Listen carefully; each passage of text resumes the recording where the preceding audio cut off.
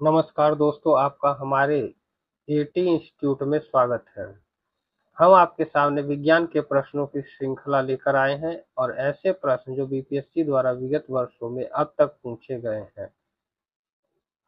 तो चलिए शुरू करते हैं भौतिक विज्ञान के कुछ प्रश्नों की श्रृंखला। पहला प्रश्न है, किसी विखंडनीय द्रव का क्रांतिक द्रव्यमान होगा। ऑप्शन ए 1 किलोग्राम समतुल्य। ऑप्शन बी दे रखा है, यहाँ देखिए, श्रृंखला अभिक्रिया हेतु आवश्यक न्यूनतम द्रव्यमान। ऑप्शन सी देखा है 10 की पावर 10 जूल के समतुल्य विराम द्रव्यमान। ऑप्शन डी है उपयुक्त में से एक से अधिक और ऑप्शन ई उपयुक्त में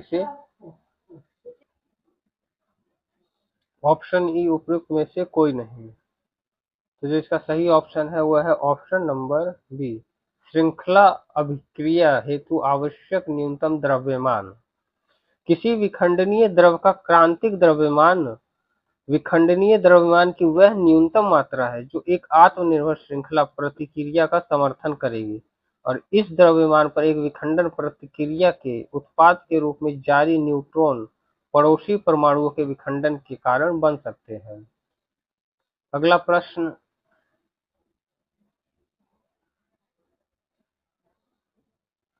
रडार का आविष्कारक कौन था।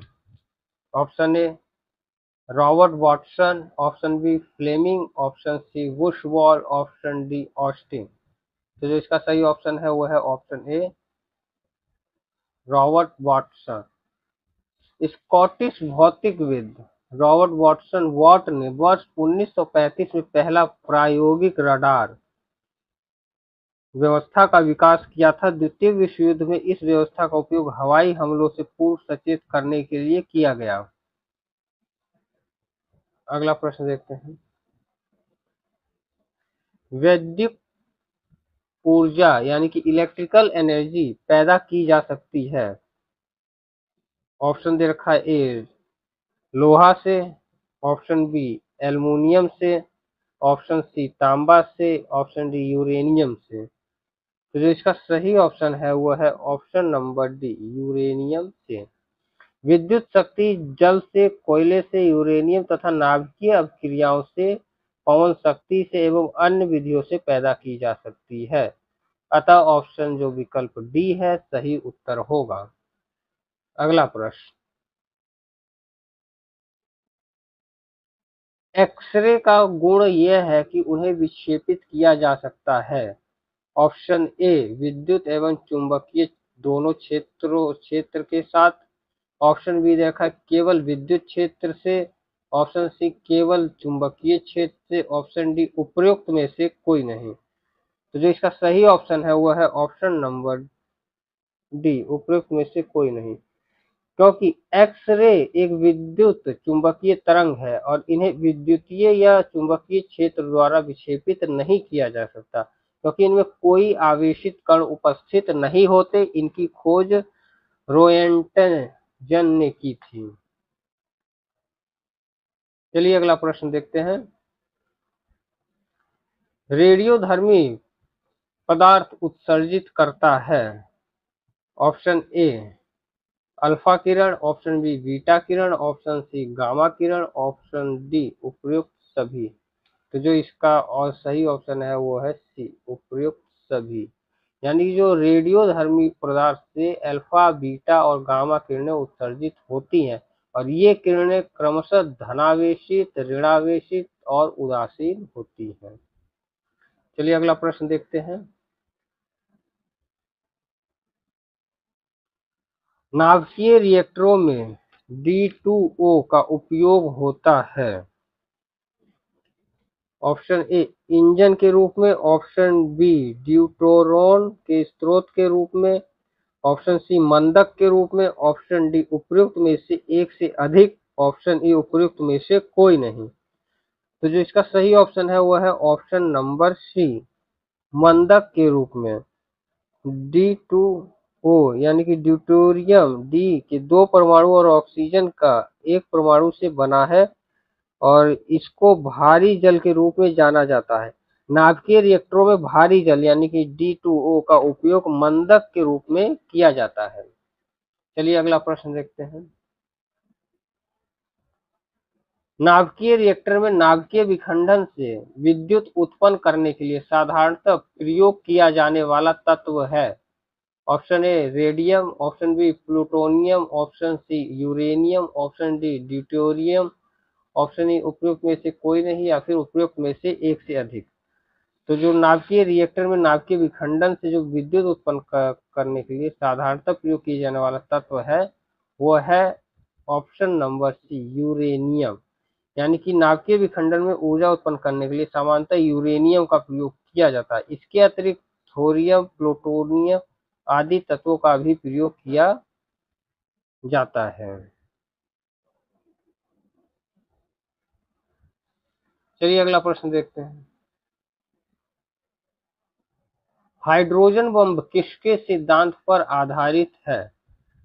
ऑप्शन ए नियंत्रित संलयन प्रतिक्रिया, ऑप्शन बी अनियंत्रित संलयन प्रतिक्रिया, ऑप्शन सी नियंत्रित विखंडन प्रतिक्रिया, ऑप्शन डी अनियंत्रित विखंडन प्रतिक्रिया और ऑप्शन ई है उपयुक्त में से कोई नहीं या फिर उपयुक्त में से एक से अधिक।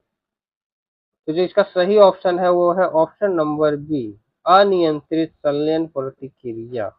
हाइड्रोजन बम अनियंत्रित नाभिकीय संलयन प्रतिक्रिया यानी कि न्यूक्लियर फ्यूजन रिएक्शन पर आधारित है, जिसमें दो छोटे नाभिकीय जुड़कर अपने से बड़ा नाभिक बनाते हैं, जिसमें भारी मात्रा में ऊर्जा निर्मुक्त होती है।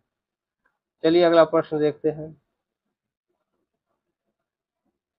आधुनिक टेलीफोन उपयोग करता है ए रेडियो तरंगों का, ऑप्शन बी ध्वनि तरंगों का, ऑप्शन सी दृश्य प्रकाश का, ऑप्शन डी चुंबक का।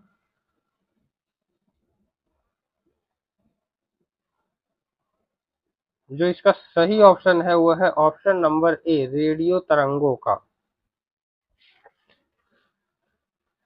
आधुनिक टेलीफोन में रेडियो तरंगों का उपयोग किया जाता है और चालक तारों में आवेशों की त्वरित गति से रेडियो तरंगें उत्पन्न होती हैं। रेडियो तरंगों का उपयोग रेडियो और टेलीविजन संचार प्रणालियों में भी किया जाता है। ये सामान्यतः 30 किलोहर्ट्ज से 3 किलोहर्ट्ज की आवृत्ति परास में होती है। अगला प्रश्न।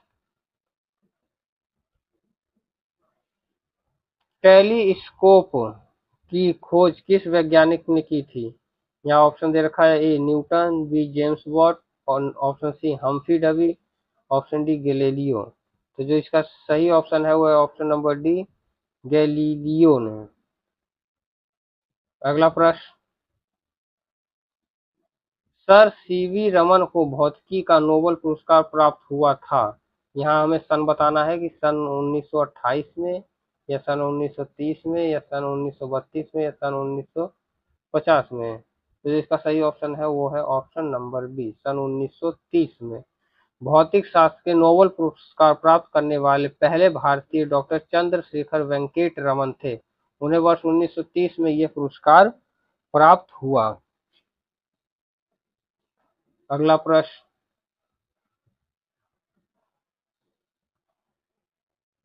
भारत द्वारा हाल ही में प्रक्षेपित किए गए अंतरिक्ष यान चंद्रयान-2 के एक भाग लैंडर का नाम है। यहाँ ऑप्शन दे रखा है A Vikram, B Pragyan, C rover, D Satish, E option है उपयुक्त में से कोई नहीं या उपयुक्त में से एक से अधिक। तो जो इसका सही ऑप्शन है वो है ऑप्शन नंबर ए विक्रम। 22 जुलाई 2019 को जीएसएलवी एम के थर्ड M1I द्वारा आंध्र प्रदेश के श्रीहरिकोटा स्थित सतीश धवन अंतरिक्ष केंद्र से प्रमोचित लॉन्च किया गया। इसके लैंडर का नाम विक्रम है और चंद्रयान-3 को 14 जुलाई 2023 को जीएसएलवी यम स्मॉल के थर्ड यानी कि LMV-3 द्वारा आंध्र प्रदेश के श्रीहरिकोटा स्थित सतीश धवन अंतरिक्ष केंद्र से प्रमोचित किया गया यानी कि लॉन्च किया गया। अगला प्रश्न देखते हैं। इनसैट 2A कब छोड़ा गया? यहाँ पे सन तारीख लिखी हुई है। ऑप्शन ए 4 फरवरी 1975, ऑप्शन बी 18 मई 1974, ऑप्शन सी 10 जुलाई 1952, ऑप्शन डी 19 अप्रैल 1975। तो जो इसका सही ऑप्शन है वो है ऑप्शन नंबर सी, 10 जुलाई 1992 को फ्रेंच गुयाना से छोड़ा गया था इनसेट 2A। अगला प्रश्न, भारत में प्रथम 3D मुद्रित मानव जैसे रोबोट का नाम है। पहला ऑप्शन है ए इंद्रो, बी रॉबकॉप, सी मित्र, डी मानव। तो जो इसका सही ऑप्शन है वो ऑप्शन नंबर डी है। मानव भारत का पहला 3D यानी कि त्रि-आयामी मुद्रित मानव रूपी रोबोट है। मानव 2 फीट लंबा मानव रूपी रोबोट है और एक बड़े खिलौने जैसा दिखता है। इसमें 21 सेंसर लगे हैं। इसकी आंखों के गड्ढों में 2 कैमरे और सिर के दोनों तरफ 2 माइक लगे हैं। चलिए अगला प्रश्न देखते हैं। निम्नलिखित में से ग्रीन हाउस गैस है। ऑप्शन दे रखा है A carbon dioxide, option B ozone, option C CFC, option D methane और ऑप्शन ई दे रखा है उपयुक्त में से कोई नहीं या फिर उपयुक्त में से एक से अधिक। तो जो इसका सही ऑप्शन है वो है ऑप्शन नंबर ई, यानी कि उपयुक्त में से एक से अधिक। क्योंकि ग्रीन हाउस गैसें पृथ्वी के वायुमंडल में मौजूद वे गैसें हैं जो पृथ्वी से परावर्तित होने वाली विकिरणों को रोककर वायुमंडल को गर्म बनाए रखती है। और कुछ प्रमुख ग्रीन हाउस गैसें निम्नलिखित हैं, जैसे carbon dioxide, methane, nitrous oxide, जलवाष्प, हाइड्रोफ्लोरोकार्बन और ओजोन। इस प्रकार प्रश्न के एक से अधिक विकल्प होने से ऑप्शन नंबर ई सही है। चलिए अगला प्रश्न देखते हैं। प्रथम भारतीय उपग्रह आर्यभट्ट कब छोड़ा गया? तो इसका सही ऑप्शन है, इसके ऑप्शन दे रखे हैं ए 10 जुलाई 1992, बी ऑप्शन है 19 अप्रैल 1975, सी ऑप्शन है 1 नवंबर 1966 और डी ऑप्शन है 2 दिसंबर 1975। तो जो इसका सही ऑप्शन है वो है ऑप्शन नंबर बी, 19 अप्रैल 1975 को पहला भारतीय उपग्रह आर्यभट्ट छोड़ा गया।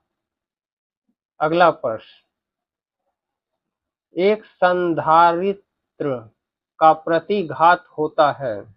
ऑप्शन ए आवृत्ति के समानुपाती, ऑप्शन बी आवृत्ति के वर्गमूल के व्युत्क्रमानुपाती, ऑप्शन सी आवृत्ति के व्युत्क्रमानुपाती, ऑप्शन डी उपयुक्त में से कोई नहीं।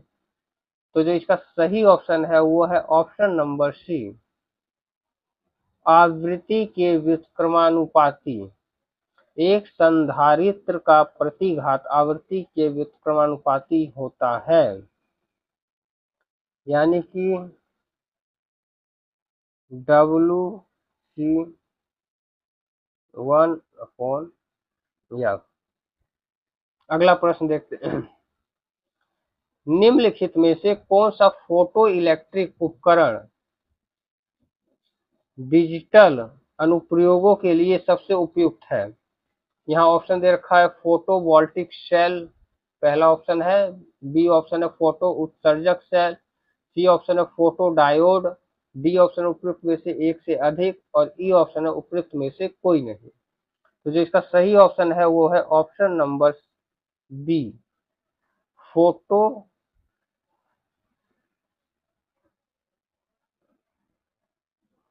वोल्टिक सेल, यानी कि ऑप्शन नंबर ए ये।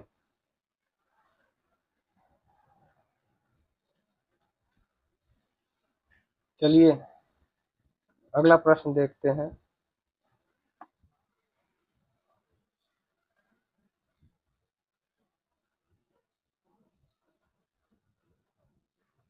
निम्न में से कौन सी धातु अर्धचालक के रूप में ट्रांजिस्टर में प्रयोग होती है?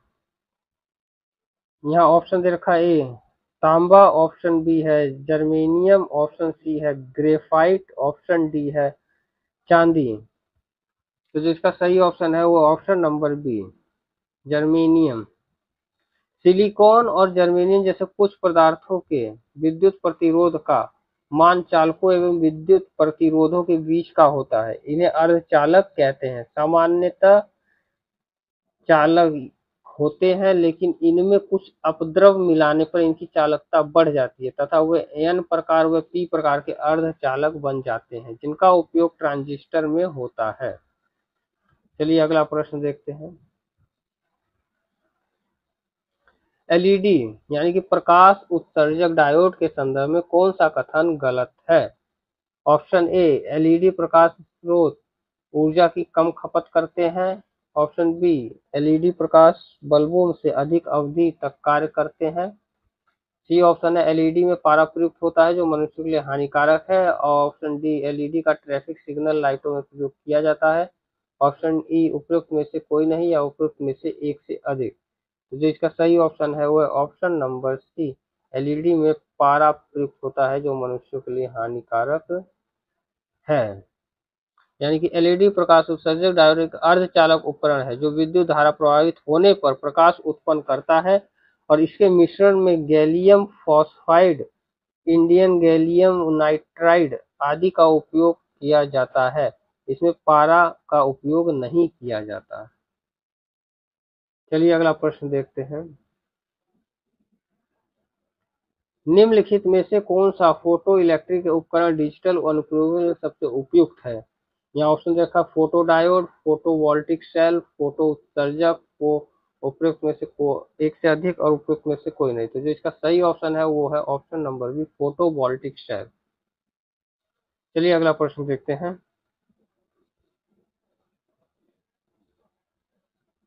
गॉड पार्टिकल है। Option A, neutrino. Option B, Higgs boson. Option C, meson. Option D, positron. और ऑप्शन ई, उपयुक्त में से कोई नहीं और उपयुक्त में से एक से अधिक।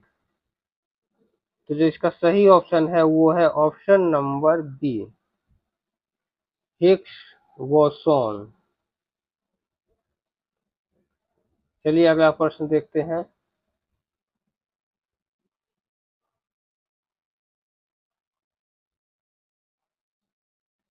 2012 में CERN यूरोपीय प्रयोगशाला में एक बहुप्रचारित गॉड कण के खोज की गई थी। इस कण का वैज्ञानिक नाम है, यहाँ ऑप्शन दे रखा है, Higgs electron, B Higgs boson, C एक क्वार्क और डी ऑप्शन दे रखा है उपयुक्त में से कोई नहीं। तो जो इसका सही उत्तर है वो है option number B, Higgs boson. वर्ष 2012 में CERN यूरोपीय प्रयोगशाला में लॉर्ज हैड्रॉन कोलाइडर प्रयोग द्वारा गॉड पार्टिकल के नाम से परिकल्पित हिग्स बोसोन की खोज की गई और इस परिकल्पना को नोबेल पुरस्कार विजेता वैज्ञानिक पीटर हिग्स ने वर्ष 1960 में प्रस्तुत किया था और हिग्स तथा भारतीय वैज्ञानिक सत्येंद्र नाथ बोस के नाम पर इस कण का नाम हिग्स बोसोन नाम दिया गया। चलिए अगला प्रश्न देखते हैं। निम्नलिखित में से कौन सा एक गैर संपर्क बल है? यहाँ ऑप्शन दे रखे हैं, चुंबकीय बल। ऑप्शन बी, घर्षण बल। ऑप्शन सी, प्रभावी बल।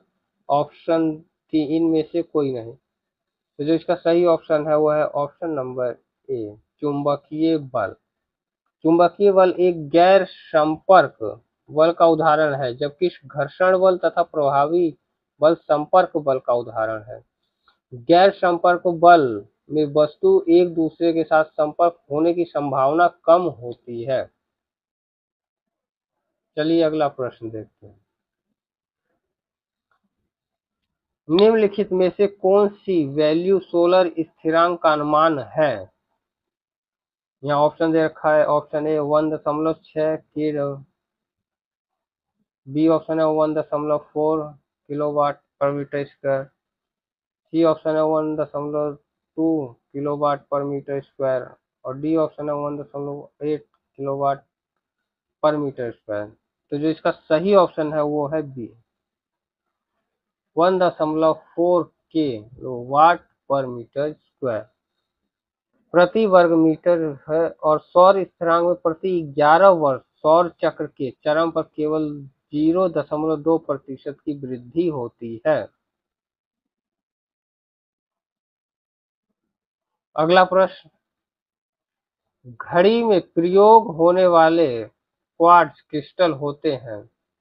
यहाँ ऑप्शन दे रखा है sodium silicate, silicon dioxide, germanium oxide, titanium oxide dioxide. उपयुक्त में से कोई नहीं है, उपयुक्त में से एक से अधिक। तो जो इसका सही ऑप्शन है वो option number B, silicon dioxide. घड़ी में प्रयोग होने वाले क्वार्ट्ज क्रिस्टल सिलिकॉन डाइऑक्साइड होते हैं।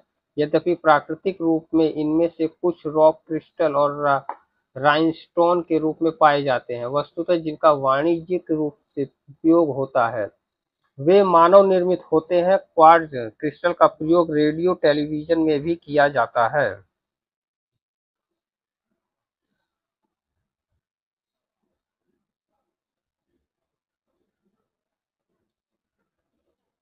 चलिए कुछ प्रश्न कंप्यूटर एवं सूचना प्रौद्योगिकी से देख लेते हैं जो बीपीएससी द्वारा पूछे गए हैं। देखिए 53 और 55 बीपीएससी में प्री में 2011 में पूछा गया प्रश्न है कि 2G स्पेक्ट्रम में अक्षर जी किस शब्द के लिए प्रयुक्त है। यहाँ ऑप्शन दे रखा है ग्लोबल, बी ऑप्शन दे रखा है गवर्नमेंट, सी ऑप्शन दे रखा है जनरेशन, डी ऑप्शन दे रखा है गूगल। तो जो इसका सही ऑप्शन है वो है सी, जनरेशन। 2G दूसरी पीढ़ी का की बेतार संचार प्रौद्योगिकी है और 2G स्पेक्ट्रम में अक्षर जी जनरेशन अर्थात पीढ़ी के प्रयुक्त है। अगला प्रश्न देखते हैं इसी। एक प्रिंटर की गुणवत्ता किससे निर्धारित की जाती है। यहाँ ऑप्शन दे रखा है ए शब्द प्रति इंच, प्रहार प्रति इंच, बी सी ऑप्शन है बिंदु प्रति इंच, डी ऑप्शन उपयुक्त में से एक से अधिक और ई है उपयुक्त में से कोई नहीं। तो जो इसका सही ऑप्शन है वो है सी, बिंदु प्रति इंच।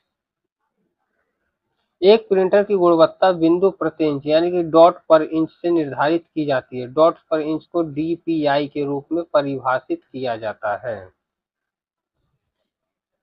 चलिए अगला प्रश्न देखते हैं। निम्नलिखित में से कौन सी कंप्यूटर भाषाएं हैं। ऑप्शन ए देखा यहाँ देख कोबरा, ऑप्शन बी पाइथन। यहाँ देखिए भाषाएं दे रखी है कोबरा, पाइथन, स्क्रिल और जावा। और नीचे कूट शब्द कूट का प्रयोग करके हमें सही उत्तर देना है। यहाँ ऑप्शन दे रखे हैं कि केवल 1, 2 और 3, ऑप्शन बी दे रखा है केवल 1 और 2 और ऑप्शन सी दे रखा है कि केवल 3 और 4 और ऑप्शन डी देखा है कि उपयुक्त सभी, मतलब ये जितनी है सभी भाषाएं। तो जो इसका सही उत्तर है वो है ऑप्शन नंबर डी, उपयुक्त सभी। प्रश्न में दिए गए विकल्प में सभी यानी कि कोबरा, पाइथन, स्क्रिल तथा जावा कंप्यूटर की भाषाएं हैं और पाइथन सामान्य कार्यों के लिए उच्च स्तरीय प्रोग्रामिंग भाषा है और स्क्रिल एक उच्च स्तरीय प्रोग्रामिंग भाषा है। ये भाषा वीडियो गेम मेमोरी बैंडविड्थ के लिए उपयोग की जाती है। अगला प्रश्न है,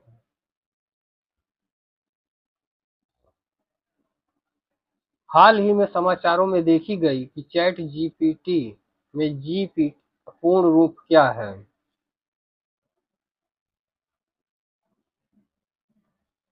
यहाँ ऑप्शन दे रखा है generative pre trained transformer, option A है, ऑप्शन बी है गुलाटा glutamic pyruvic transaminase aminase, C option है G U I D partition table और डी है ग्रूव्ड पेगबोर्ड टेस्ट। तो जिसका सही उत्तर है वो है option number A generative pre trained transformer. Chat GPT यानी कि एक कृत्रिम बुद्धि चैटबॉट है जिसे वर्ष 2022 में सैन फ्रांसिस्को स्थित एआई अनुसंधान कंपनी ओपन यानी कि एआई द्वारा विकसित किया गया। चैट जीपीटी में संदर्भित जीपीटी का अर्थ जनरेटिव प्री ट्रेन्ड ट्रांसफॉर्मर है और ट्रांसफॉर्मर डेटा के अनुक्रमों में लंबी दूरी के पैटर्न खोजने के लिए विशेष एल्गोरिदम होते हैं। चलिए अगला प्रश्न देखते हैं। निम्नलिखित में से कौन एक कंप्यूटर की भाषा नहीं है? यहाँ देखिए चार भाषा देखिए। Option A BASIC, option C, option C fast, option Fortran. तो जो इसका भाषा नहीं है वो है option number C first. BASIC, C और फॉरट्रान कंप्यूटर की भाषा है, लेकिन फास्ट कंप्यूटर की भाषा नहीं है। अगला प्रश्न देखते हैं। निम्नलिखित में से कौन सी तकनीक 5G मोबाइल संचार नेटवर्क द्वारा सक्षम की जाएंगी? यहाँ ऑप्शन यहाँ देखिए तीन दे रखिए। Internet of things, edge computing, network slicing. और नीचे दिए गए कोड का प्रयोग करके सही उत्तर चुनिए। यानी कि ऑप्शन ए दे रखा है कि 1, 2, 3, यानी कि ये इन तीनों का। ऑप्शन बी दे रखा है केवल 1 और 2। ऑप्शन सी दे रखा है केवल 2 और 3। और ऑप्शन डी दे रखा है केवल 1 और 3। तो जो इसका सही उत्तर है वो है उत्तर नंबर ए, 1, 2 और 3, यानी कि ये तीनों ही नेटवर्क द्वारा सक्षम की जाएंगी। 5वीं पीढ़ी मोबाइल संचार की नवीन तकनीक है जिससे इंटरनेट ऑफ थिंग्स यानी कि IoT, edge computing and network slicing, cloud computing, artificial intelligence जैसी युक्तियां तथा उपकरणों का उपयोग सुलभ हो जाएगा। इंटरनेट ऑफ थिंग्स इंटरनेट का एक नेटवर्क है जो उन वस्तुओं को आपस में जोड़ता है जो डेटा को संग्रहित और परिवर्तित करने में सक्षम है। एज कंप्यूटिंग क्लाउड कंप्यूटिंग का विस्तार है जिसमें डेटा का विश्लेषण स्थानीय स्तर तक किया जाता है।